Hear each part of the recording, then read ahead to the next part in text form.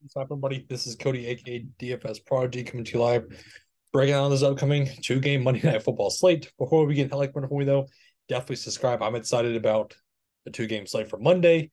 It's great that we have two games. Sometimes I like it depending on the slate, but showdowns are normally fun for me. I don't mind two gamers though.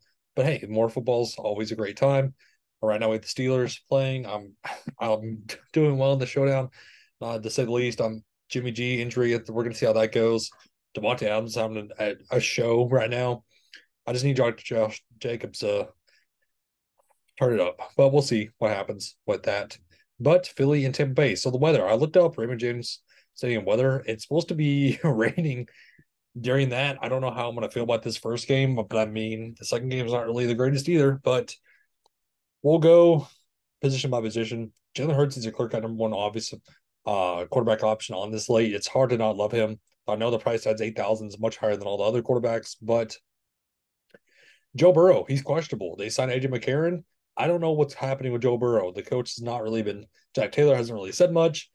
I don't know if he's playing or not. He's a true game time decision, so we'll see what happens there. If Joe Burrow plays, I'm not really going to risk it though. The calf worries me for re-injury.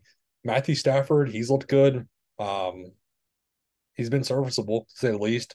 Baker Mayfield against this Philly defense, this is going to be the tough test for Baker Mayfield. This is going to be the test. I know he's looked good. I get it, but this is going to be the clear cut test.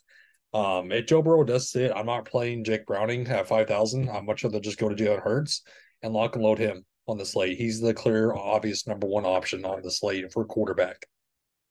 Joe Mixon, 6'3". What to do with Joe Mixon? If there's no Joe Burrow, I think Mixon's going to have to pick up the workload. I do like him. Rashad White 5'9" in a slimy, grummy matchup with this weather. It's hard to not love Rashad White. And then we have Philly. What are we doing with Philly here? DeAndre Swift, 5'8", had a career high in yards, 175 yards. But Kenneth Gainwell's back. That's the problem. Is who are they going to run out? Is it going to be Gainwell or is it going to be Swift? Is Swift going to take the back seat or is it going to be Gainwell? Or is it going to be Swift taking the running back one snaps? I don't know. I don't know what to do with that situation either. Kyron Williams, 5'7", no Cam Akers, clear cut number one option. I do like him at 5'7". And then other running backs, might get into Rashad Penny, might get into Tucker. I'm not really getting to much else on this team on this running back spot. Receiver wise, Jamar Chase. So what do we do with Jamar Chase? Jake Brown is throwing him the ball. It's going to be a fade for me. AJ Brown, Devontae Smith, price similar. I like both. You can be different and to play both. It's going to cost you though, to say the least. Puka Nua, he should be playing at 6'4" though. I'm worried about the re-injury. That's the problem. Is the oblique. If he's out, I'll go to Tutu Atwell or Van Jefferson. I like Van Jefferson though at 3.39 discount. Um, let's go position for receivers. Mike Evans, Chris Godwin, maybe Godwin at 5'7". I wouldn't mind going to. On the Philly side, I kind of already talked about it. With no Quez Watkins though, that's going to be interesting for Zacchaeus. He's going to see more run at 3,000. That's cheap. He's a downfield threat. We know the upside's there. On the Rams, like I said, Tutu Atwell's in play.